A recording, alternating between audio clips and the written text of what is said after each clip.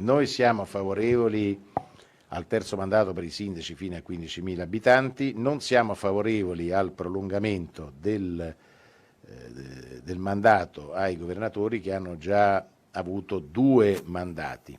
È una porta in faccia quella del vice premier azzurro agli alleati leghisti, promotori dell'emendamento al decreto elezioni che vorrebbe invece superare il divieto del terzo mandato per i governatori, vero ostacolo alla ricandidatura di Zaia nel 2025, ma il centrodestra è quanto mai diviso tra Jean-Luca Ciriani, friulano doc, e ministro per i rapporti con il Parlamento. L'alternanza potrebbe essere possibile, nessuno è eterno, neanche Zaia, le parole del meloniano che non lasciano indifferente nemmeno il diretto interessato. Mi sento un po' come San Sebastiano con le frecce che arrivano, replica il governatore veneto alla radio, ma io ho altro da fare, non ho tempo da perdere. Certo è che l'emendamento leghista depositato lunedì dai deputati veneti Stefani, Tosato, Bizzotto sta e giace alla Camera. Luca De Carlo, numero 1 di Fratelli d'Italia in Veneto, evoca una strumentalizzazione. Lo trovo anche abbastanza, diciamo così, non dico strumentale, ma sicuramente che non persegue un interesse generale, ma magari un interesse particolare, visto che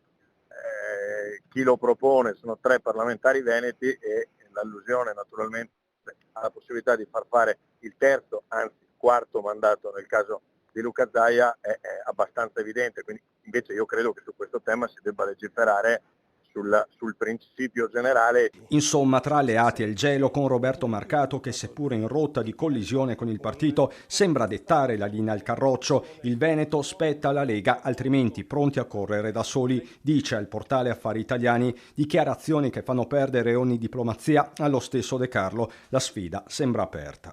Io più che il parere di Roberto Marcato preferirei ascoltare il parere delle migliaia di cittadini, milioni di cittadini veneti che solo nelle ultime elezioni hanno scelto Fratelli d'Italia. Ricordo a me stesso e anche all'amico Marcato che un veneto su 3 alle elezioni scorse ha votato per Fratelli d'Italia. Adesso attendiamo di vedere quanti lo faranno anche alle europee e poi serenamente discuteremo di chi sarà il miglior candidato del post Zaia.